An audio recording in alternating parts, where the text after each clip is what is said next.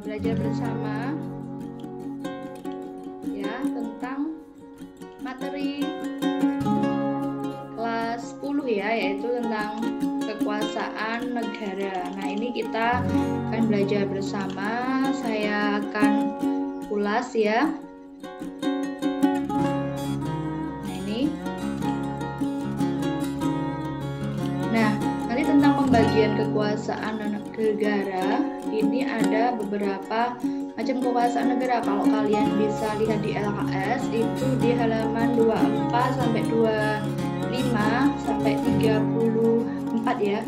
Kita bisa lihat. Nah, saya juga akan memaparkan materi tentang sistem bagian kekuasaan negara. Ini ada beberapa kabinet Indonesia Maju ya, yang sekarang ini adalah Kabinet Indonesia Maju. Yang dulu itu juga macam-macam kabinet namanya. Nah, untuk yang saat ini adalah Kabinet Indonesia Maju. Kabinet ini adalah terdiri dari para menteri yang dipilih oleh Presiden. Oke, kita lanjut lagi. Nah, kalian bisa melihat ini ada beberapa kementerian ya, menteri-menteri yang dipilih oleh Presiden, dan ini dari Presiden 1 sampai yang terakhir. Jadi kalian bisa lihat ini adalah wakilnya yang di bawah. Nah, ini ada beberapa lembaga-lembaga negara. Nanti di halaman berapa itu selanjutnya itu ada beberapa lembaga-lembaga negara, yaitu lembaga non kementerian dan kementerian. Nah, ini adalah lembaga-lembaga negara yang di pusat ya, ini di MPR, di gedung MPR, di DPR. Yang di dalam MPR ini ada gedung MPR, DPR dan DPD. Di sini kalau sidang ini bareng-bareng ya di sini. Nah, yang ini adalah MK, Mahkamah Konstitusi. Nah, itu nanti kalian bisa mencari kewenangannya seperti apa. Terus ini ada MA, Mahkamah Agung Bank Indonesia, dan juga BPK, Badan Pemeriksa Keuangan. Nah, ini ada beberapa lembaga negara yang di pusat, nanti ada yang di daerah. Yang di daerah itu kalau DPR ya DPRD. Nah, ini adalah lembaga negara yang di pusat. Oke, kita lanjut.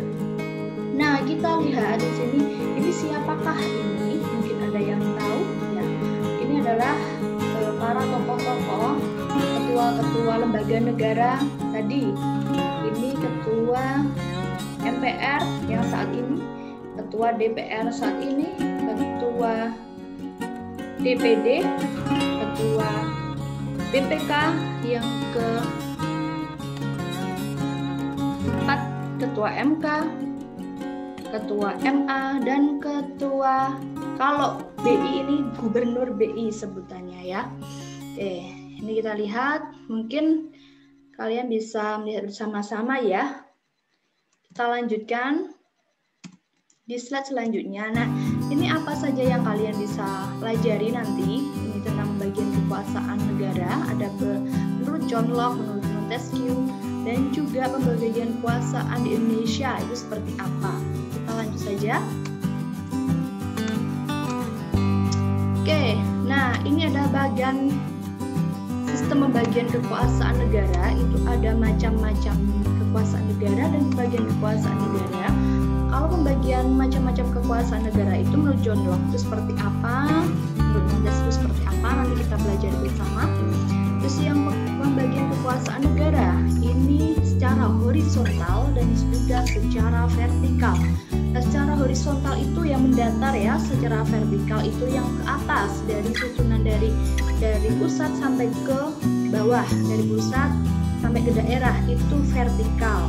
Nah, yang vertikal itu dari presiden, terus dari kementerian sampai ke bawah itu gubernur, sampai ke bawah lagi itu bupati. Nah, sampai ke bawah lagi itu masyarakat di yang susunan terkecil itu adalah desa. Nah, itu vertikal dari ke atas sampai ke bawah seperti itu ya. Oke. Kalau horizontal coba kita lihat horizontal. Oke, ada kekuasaan konstitutif, kekuasaan eksekutif, kekuasaan legislatif, kekuasaan yudikatif, dan kekuasaan eksaminatif atau inspektif, dan kekuasaan moneter. Nah, ini bisa kalian lihat di LKS itu juga ada apa saja sih sebenarnya kekuasaan konstitutif itu dibaca itu ada sebenarnya ya, ini secara garis besarnya. Oke, kita lanjut. Nah, ini menurut Montesquieu, John Locke atau Montesquieu? Oh, John Locke. Oke. Menurut John Locke, ini ada beberapa macam pembagian kekuasaan. Nah, ini biar indah ya. Tuh. Nah, kekuasaan legislatif, kekuasaan eksekutif, dan kekuasaan federatif menurut John Locke. Yang membedakan adalah ini ada kekuasaan federatif. Kekuasaan federatif yaitu melaksanakan hubungan luar negeri. Kekuasaan yang legislatif itu membuat dan membentuk undang-undang. Kekuasaan eksekutif itu melaksanakan undang-undang, termasuk juga kekuasaan untuk mengadili setiap pelanggaran terhadap undang-undang. Gitu ya. Oke, kita lihat menurut Montesquieu. Nah, ini para ahli ya, menurut Montesquieu, bedanya apa? Lihat saja. Oke. Ada legislatif, eksekutif, dan yudikatif. Yang tadi itu federatif, ini ada yudikatif. Kekuasaan legislatif sama nggak yang tadi? Kekuasaan legislatif yaitu membuat atau membentuk undang-undang. Sama kan? Tetapi kalau yang tadi legislatif itu bisa membuat sekaligus itu juga mengadili ya. Kalau ini tidak bisa mengadili. Yang kekuasaan eksekutif yaitu melaksanakan undang-undang. Kekuasaan yudikatif yaitu kekuasaan untuk mempertahankan undang-undang, termasuk kekuasaan untuk mengadili setiap pelanggaran terhadap undang-undang. Ini kalau yang yudikatif ya. Yang tadi itu ada 3, ini juga ada 3, tapi ada bedanya. Oke. Bedanya apa? Coba kalian bisa tuliskan di bawah komentar ya. Oke. Nah, setelah kalian pelajari pembagian kekuasaan menurut John Locke dan Montesquieu, coba kalian pikirkan mana yang digunakan di negara Indonesia. Oke. Kira-kira yang digunakan di Indonesia itu yang mana? Ya. Kita lanjut. Nah, ini ada beberapa konsep pembagian kekuasaan namanya separation of power dan pembagian kekuasaan namanya division of power. Coba kita lihat, pemisahan kekuasaan itu adalah berarti kekuasaan negara itu terpisah-pisah dalam beberapa bagian, baik mengenai organ maupun fungsinya. Lembaga pemegang kekuasaan negara yang meliputi lembaga legislatif, eksekutif, dan yudikatif merupakan lembaga yang terpisah satu dengan yang lainnya, berdiri sendiri tanpa memerlukan koordinasi dan kerjasama. Jadi tidak ada koordinasi dan kerjasama. Jadi terpisah-pisah ya, namanya pemisahan kekuasaan gitu. Organ-organnya itu lembaga-lembaga negara ya, maksudnya organ itu maksudnya lembaga negara seperti legislatif, yudikatif, dan eksekutif tadi. Oke, kita lanjut. Pembagian kekuasaan. Nah, tadi pemisahan kekuasaan, sekarang pembagian kekuasaan itu seperti apa? Yaitu kekuasaan negara dibagi-bagi dalam beberapa bagian, yaitu legislatif, eksekutif, dan yudikatif. Tetapi tidak dipisahkan. Di antara bagian-bagian itu dimungkinkan ada koordinasi atau kerjasama.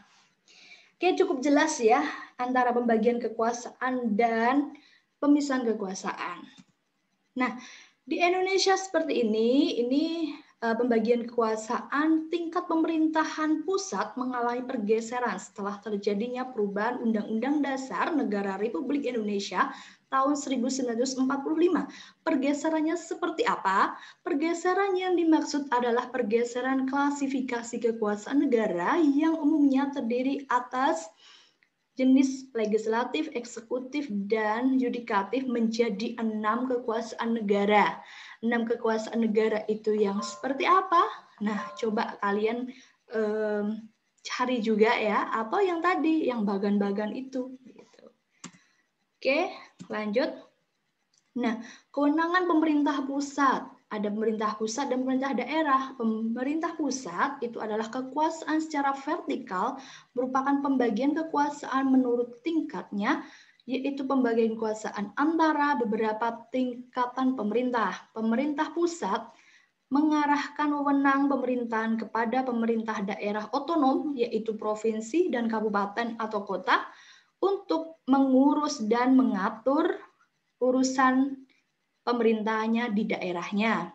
Urusan pemerintah hanya menjadi kewenangan pemerintah pusat, yaitu kewenangan berkaitan dengan politik luar negeri. Itu penting ya, dicatat. Politik luar negeri, pertahanan keamanan, justisi, agama, moneter, dan fiskal. Ya. Nah, justisi itu terkait dengan undang-undang ya. Nah, ini. Oke.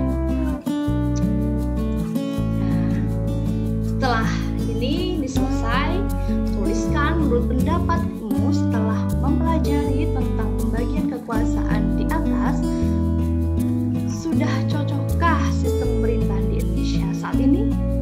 Berikan argumen kalian. Berikan argumen kalian, sudah cocok atau belum, gitu ya.